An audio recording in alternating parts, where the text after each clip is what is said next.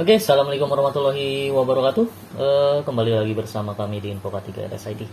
Oke, pada kesempatan kali ini kita akan sharing terkait dengan inspeksi ambulan. Oke, jadi dalam melaksanakan tugasnya, salah satu tugas seorang K3 rumah sakit adalah melakukan inspeksi pada peralatan atau perlengkapan yang ada di rumah sakit. Salah satu fasilitas peralatan dan perlengkapan itu adalah ambulans gitu, karena dibandingkan dengan kendaraan operasional, ambulans ini cukup sering digunakan ya untuk di rumah sakit. Makanya mungkin secara berkala, entah itu 1 bulan sekali ataupun 1 bulan 2 kali, petugas K3RS wajib melakukan inspeksi di setiap ambulan yang ada di rumah sakit. Nah, berikut sudah kami tampilkan ya form inspeksi ambulan. Jadi untuk form inspeksi ambulan ini kami memakai standar KMK 143 tahun 2001. Oke. Jadi bentuk formnya itu sederhana aja. Oke. Ini judulnya form inspeksi ambulan. Lalu ini nama rumah sakitnya ya apa ya, mereknya apa, nomor polisi, masa berlaku plat nomor, nomor rangka, nomor mesin STNK, kunci mobil, dan surat izin ambulan. Nah ini dilengkapi. Oke, misalnya merek ambulannya itu adalah Elf gitu, nomor polisinya misalnya B123 Pak C. Oke, seperti itu. Masa berlaku pajak diisi, plat nomor diisi, nomor rangka diisi, nomor mesin STNK diisi, nomornya, kunci mobil. Oke, kalau sudah baru kita lanjut ke dalam standar ambulan. Jadi dalam standar KMK 143 ini sudah dijelaskan di sana bahwa standar ambulans itu ada poin-poinnya. Pertama itu berkaitan dengan eksterior dan interiornya ada, lalu berkaitan dengan peralatan medis. Oke, lalu yang terakhir adalah peralatan petugas atau paramedis. Nah, lalu ya cara membuat form inspeksinya paling gampang adalah ya kita masukkan saja item indikator standar ambulan ke dalam list pemeriksaan atau inspeksi kita gitu. Nah, ini sudah kami masukkan ya untuk eksterior dan interior, lampu rotari merah, sirene multi sound system. Jadi kalau di ambulan itu minimal 2 nada ya. Oke, bunyi sirenenya itu minimal 2 nada. Lalu untuk logo dan tulisan ambulan terbaca pasti ya, ini ada. Lalu kaca film 60% dan 80%. Jadi kaca film ini adalah kaca yang ada di sisi kanan kiri belakang ambulans. Jadi digunakan untuk agar lebih ke privasi pasien ya di dalamnya. Lalu untuk modifikasi lantai pastikan ini plywood yang sudah dilapisi oleh vinyl. Kenapa? Karena agar mudah dibersihkan. Lalu di standarnya juga ada jok atau tempat duduk paramedis, udah pasti ya, depan harus tersedia dan dalam kondisi baik. Lalu jok pengantar paramedis itu ada di belakang, minimal itu ada 1. Oke, lalu jangan lupa ada lemari peralatan medis ada 1, sumber listrik DC 3 outlet, ini juga minimal ada 1. Lalu yang selanjutnya adalah gantungan infus, itu ada 2. Biasanya gantungan infus ini ada yang standing, ada juga yang tergantung di atas. Oke. Lalu ada juga lampu periksa pasien. Lampu periksa pasien ini berbeda dengan lampu sorot kabin belakang ya. Ini lampu periksa pasien biasanya tergantung dalam rel yang ada di gantungan infus. Sedangkan lampu sorot kabin belakang ini yang ada di dekat pintu belakangnya ambulans.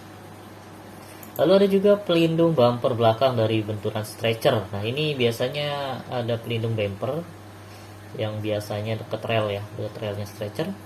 Lalu ada apar minimal kapasitas 1 kg dan ini wajib ada ya. Landasan base tracer ini udah pasti. Wastafel, nah ini juga wastafel, jangan cuma wastafel, pastikan juga ada isinya ya airnya. Lalu ban serep atau dongkrak, nah ini biasanya ada. Nah ini yang penting nih, ada daftar inventaris peralatan, daftar perawatan berkala, SOP, safety belt, dan kotak ketiga itu pastikan ada. Lalu untuk peralatan medis yang wajib ada itu adalah oksigen sentral, ini udah pasti ya, atau oksigen portable, minimal 1. Lalu long spin board atau scoop stretcher, nah ini juga pastikan ada 1. Lalu stretcher atau brangkar, ini pasti sudah ada ya. Neck collar, emergency kit, oke. Oke, ini juga pasti ada ya. Lalu ada tensimeter, stetoskop, senter, inkubator transport, lalu deprip atau AED atau monitor. Ini pilih salah satu aja, suction, dan rescue tools. Untuk peralatan petugas pasti APD, lalu kebersihannya, dan alat komunikasinya. Jadi dari standar tersebut silahkan teman-teman buat item inspeksinya. Biasanya sih kalau kami itu pertama lihat dari ada atau tidak barangnya. Jadi kami bikin kolom ada atau tidak. Oke, jadi misal kayak lampu rotari merah ada atau tidak? Ada. Lalu kaca film 60% atau 80% ada atau tidak? Ada. Gitu. Atau misalnya tadi alat medis berkaitan dengan neck collar ada atau tidak? Ada. Tuh.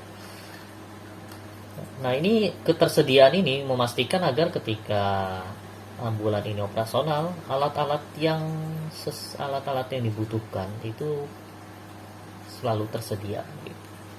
Oke, lalu yang kedua setelah ketersediaan alat tersebut, kesesuaian apakah alat tersebut itu sesuai dengan KMK atau tidak. Contohnya adalah lampu sirine multi-sound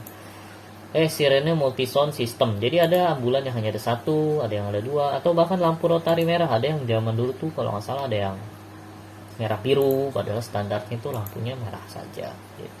Nah, ini juga silakan dicek masing-masing apakah peralatan yang tersedia di dalam ambulan itu sudah sesuai atau tidak sesuai. Oke. Lalu kolom inspeksi yang ketiga adalah alat tersebut berfungsi dengan baik atau tidak, ada kerusakan atau tidak. Nah, ini jadi setelah kita memastikan alat itu ada atau tidak, sesuai atau tidak, tinggal kita cek fisiknya, apakah ada kerusakan atau tidak, apakah masih berfungsi dengan baik atau tidak. Nah, ini silakan dicek, oke, masing-masing alat lampu rotarinya apakah ketika dinyalakan masih berfungsi, sirenenya ketika dinyalakan masih berfungsi atau tidak. Dan yang terakhir adalah kolom rekomendasi. Jadi bila ada temuan di sini, silakan tes di sini, oke. Nah, ada baiknya inspeksi ambulan ini dilakukan secara rutin ya, agar ambulan ini selalu terjaga pemeliharaan. Selain inspeksi rutin oleh K3, ambulan juga punya satu checklist lagi, yaitu checklist pemeriksaan harian. Isinya boleh disamakan dengan ini, boleh dibedakan gitu. Oke, sebenarnya ini sudah jelas ya dari checklist inspeksi ambulan ini sebenarnya cukup jelas. Teman-teman tinggal membandingkan saja item yang ada di dalam KMK 143 lalu melakukan inspeksi dengan indikator ketersediaan, kesesuaian atau berfungsi atau tidak gitu. Contoh ini ada kemarin saya sempat cek ambulan yaitu lampu periksa pasien. Ketika saya coba nyalakan secara langsung ternyata lampunya tidak nyala. Makanya di kolom rekomendasi saya berikan perbaiki lampu. Oke. Ada baiknya untuk rekomendasi ini tidak hanya berupa seperti ini ya. Juga ditambahkan satu kolom lagi, entah itu kolom due date atau deadline, kapan rekomendasi ini wajib dilakukan gitu. Dan ketika inspeksi selanjutnya, pastikan temuan-temuan yang ada di bulan sebelumnya itu di follow up kembali. Lalu ini APAR. Nah, ya, saya juga menemukan APAR yang expired di dalam ambulan. Oke, nah, untuk yang di kuning-kuningin ini sebenarnya item wajib ya. Cuma karena ada beberapa ambulan yang ketika datang pertama kali itu sudah tidak ada ininya. Anda baiknya dilengkapi. Oke. Nah, untuk inspeksi ambulan sendiri diharapkan itu tidak hanya orang K3RS aja, namun disaksikan oleh petugas driver ambulan, lalu juga penanggung jawab ambulan, bahkan juga teman-teman bisa mengajak orang elektromedis gitu untuk mengecek sekalian apakah alat-alat medis yang ada di ambulan itu sudah dilakukan pemeriksaan secara berkala. Oke, nah khusus untuk alat medis saya jadi ingat, pastikan karena ini juga termasuk alat medis, terdapat kartu pemeliharaan alat medis yang biasa ditempel oleh orang elektromedis, jangan sampai tidak. Lalu yang terakhir untuk APD. Nah, ini APD juga pastikan tersedia. Lalu kebersihan ini juga item yang harus teman-teman cek. Pastikan ketika ambulan selesai dipakai itu langsung dibersihkan, didisinfektan, dan sebelum digunakan itu sudah dalam kondisi bersih. Lalu biasanya di ambulan juga alat komunikasi ini juga pastikan berfungsi dengan baik. Seperti ini. Nah, biasanya di sini saya kasih kesimpulan. Kesimpulannya itu ada apa aja. lalu nanti ada pemeriksa dan mengetahui gitu. Pemeriksanya siapa, mengetahuinya siapa. Oke.